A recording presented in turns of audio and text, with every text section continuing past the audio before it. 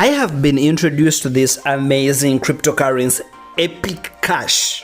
Most people call it Epicash, but it is definitely Epicash. If you are looking for an altcoin that is most likely to grow in the next few years, in my own thoughts, I think Epicash would be something to look at. I haven't really got so deep to understand it, and I'm going to be giving you my thoughts and my initial feelings about Epicash. Daniel Leinhardt is my name, and you are listening to the CryptoInvestar Podcast.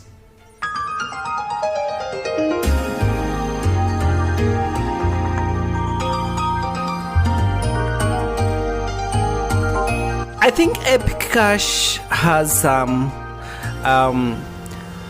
some similarities with Bitcoin. First of all, I look at its total supply of 21 millions, and I think it is quite amazing. I've been making some articles and of course podcast episodes telling people that in this time, 2025, we do not really need crypto tokens with billions and billions of supplies. And I think when I'm going to invest in a particular tokens, I first look at that very factor. If I see that a token has billions of it, I'm like, what are they for? I mean, the market is already overcirculated with so many cryptocurrencies, different types of cryptocurrencies. We have from AI, we have memes, we have utility, we have metaverse tokens. Everything is happening right now. Over 20,000 tokens. I think they are even getting to 30,000 right now. So if you create a token with billions of tokens, to me, I think it's an off. So Epicash having 21 millions, just like Bitcoin, it is really something amazing. And I think a person or a team that sat down to create an idea of Epicash, they were really halving off from Bitcoin and creating something that was going to create solutions that Bitcoin is not creating. I haven't really read the entire white paper of Epicash, but I've went through, like, just reading through, but not really being specific. But I think Epicash has something to do with privacy. Yes, something to do with privacy.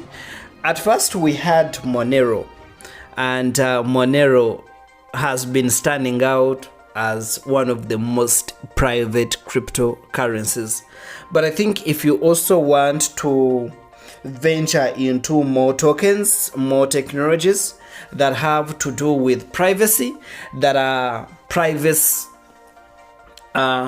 specific, that are privacy concerned, that are focusing more on privacy, I think Epicash is looking into that. So away from governments, away from middlemen, away from a team of centralized people sitting somewhere and dedicating what the technology has to be like, or what the price has to move like, Epicash is solving all of that. Now, not all that glitters is actually gold. I think Epicash, it not being massively out there. I think it was launched in 2018. Yes, so 2018, 19, 20, 21, 22, 23, 24, 25. It is almost an 8-year-old technology. But when you look at how massively it is out there, it is not really one of those popular tokens. It is not a popular cryptocurrency project. And I think it is not by accident, but I think factors around it has made it a stunted project. I'll call it stunted because it is not getting off the markets, but it is also not developing. It is not growing up to become an obvious project that everybody wants to get in. First of all, it is trading on only one exchange, and I think it's Coinex. I think it is Coinex exchange. Only one cryptocurrency exchange. Can you imagine a project launched in 2018? 8 years, 7 years down the road, it is still trading at only one centralized exchange, and of course, not a famous exchange. It is like, you may ask yourself if this project will ever get somewhere. You will ask yourself if this project is actually serious. You're like, but how? How possible is this? I think the founder of Epicash lost interest. So he either lost interest, or he lost touch with the project, or he went bankrupt, or he got other things to do apart from Epicash. I think maybe he created an amazing project, an amazing blockchain that was not well funded, that was not well marketed, that maybe it came in the wrong time. There are some times when you launch a particular amazing product, but in a wrong time, in a wrong market, and it has to take some good years for people to really understand that, there's this thing, and I think it's really amazing that most of these other projects happening. So there's a guy called Max, and according to my research, it seems he's the one that created Epicash. He was leading Epicash. But I think somehow, somewhere, he lost touch, he lost interest, and dumped the project. And I think right now there is a guy called Todd something.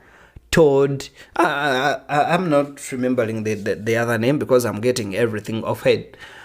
Todd. I think Todd is now a possible guy to be leading Epicash movement.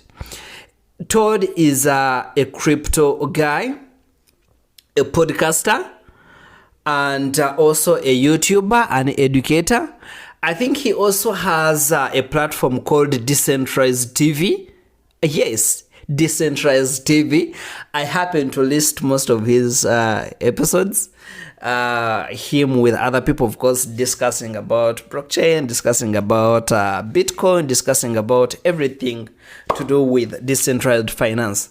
And I think he's amazing. He's really an amazing guy.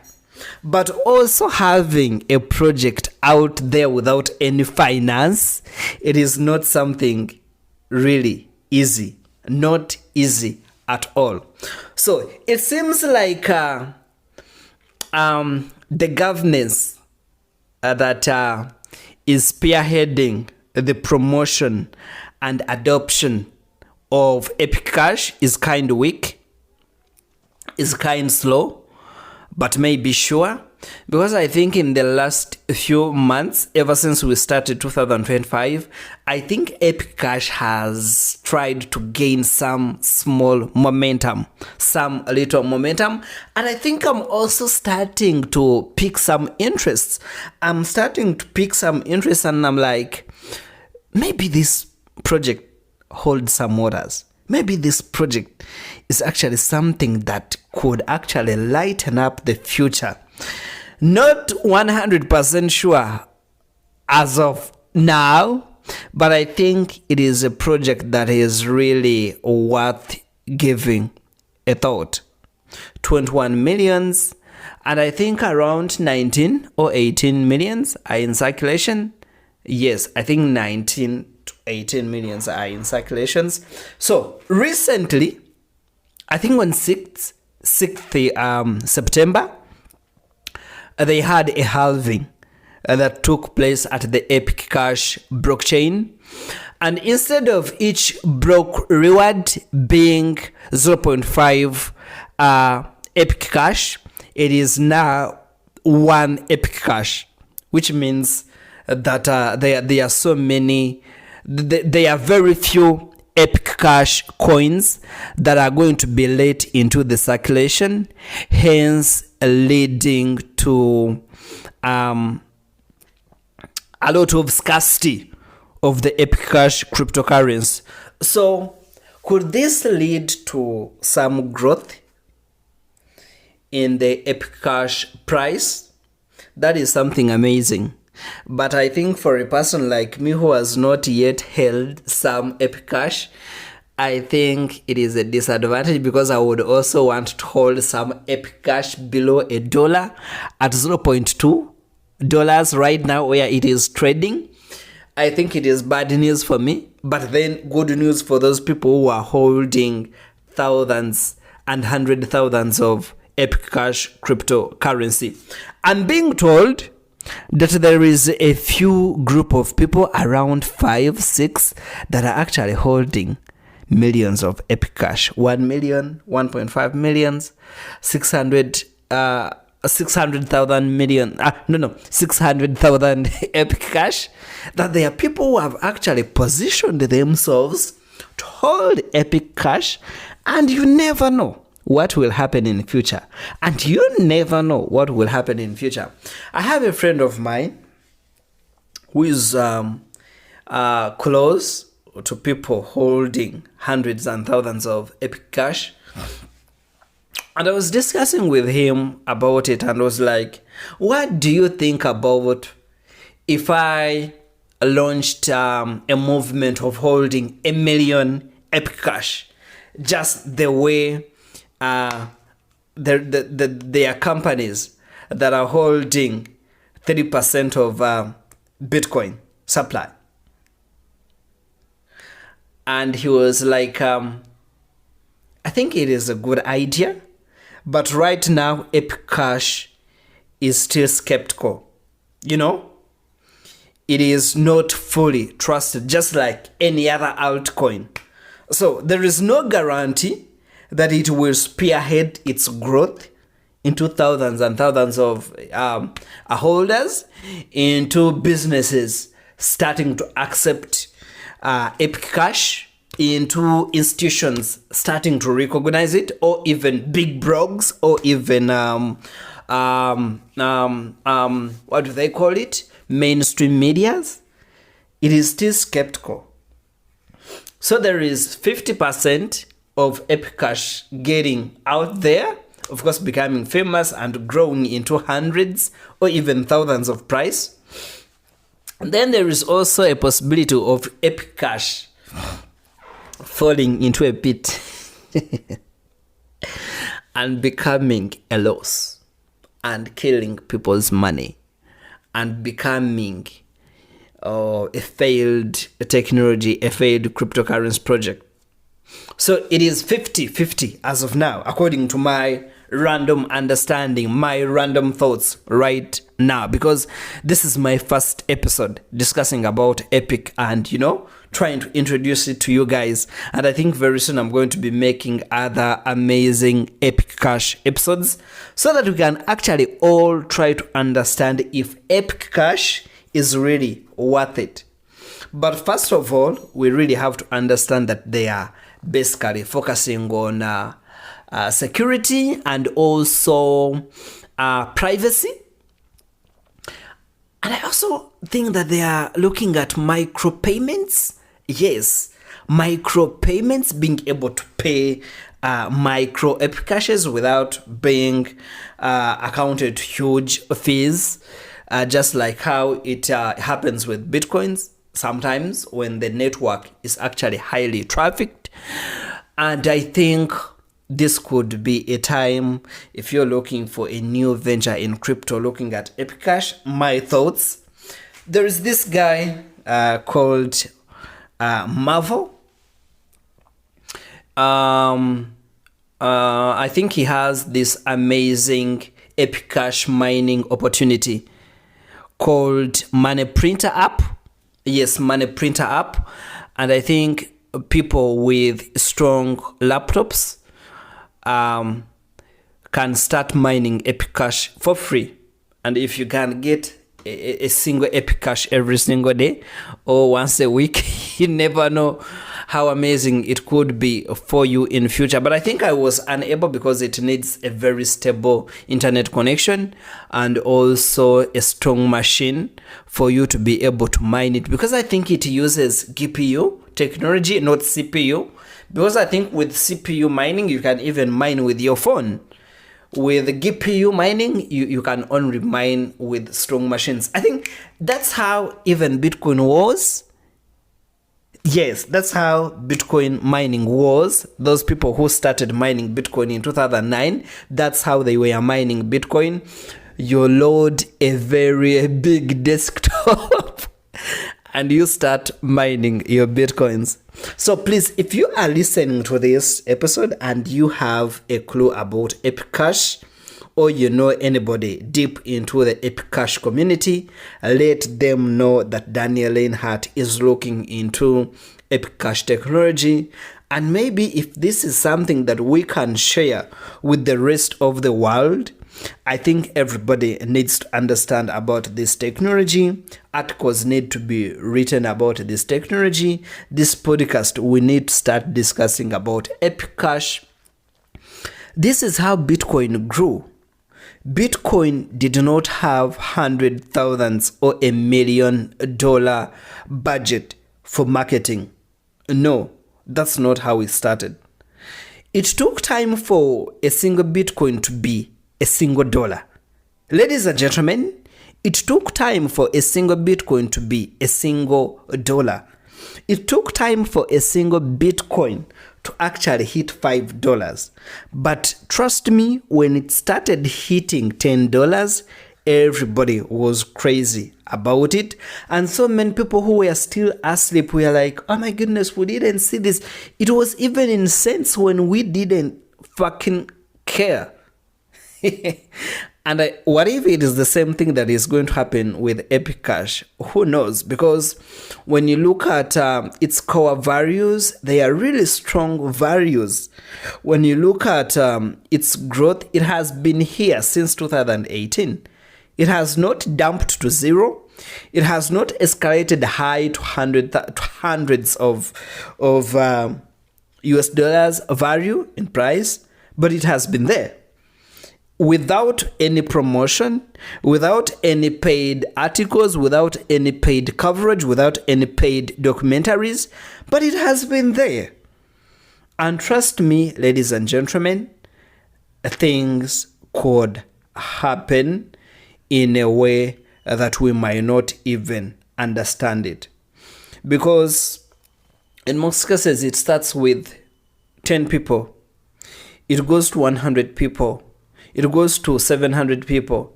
It goes to 2,000 people. Then it goes to 3,000 people, 5,000 people, to 10,000 people, to 100,000 people. In no time, in 5 years, in 4 years, it is 1 million people holding Epicash. That's how it goes. It is like how people get introduced to a strong working medicine or herbal medicine or a very amazing working lotion. It starts with 10 people. A person will tell another friend, and then another friend will also tell another. You will find a lotion or a herbal product getting into 100 people, into 1,000 people, and you find strong core users of that particular project. So if this is how Epicash is going to happen, with word of mouth, without any single paid, influenced, synthetic promotion, I think it is highly the time for us to start making it happen if we actually think that this is the next big altcoin. If we think that this is the next, it might not be Bitcoin because, my friend, you can't compare yourself with a huge brand like Bitcoin, but we've had Bitcoin Cash, we've had Bitcoin, we've had Bitcoin Cash, we've also have Bitcoin SV. Yes, Bitcoin Cash is different from Bitcoin SV. We've had Bitcoin Atom, something like that. There are so many cryptocurrencies that have come with almost the same values like Bitcoin, with amazing blockchains, and they've really done something amazing. So we don't know what Epicash is yet to do to the market, but I think if it is really worth a discussion, then it's gonna be at the Crypto Investor Podcast. Bye for now. This is the episode for today. It has not really been not so technical, but I've really tried to introduce you to what Epicash is and maybe gonna sound like in the next few years. Bye for now, and let me see you soon in the next episodes when I happen to really go wild about Epicash.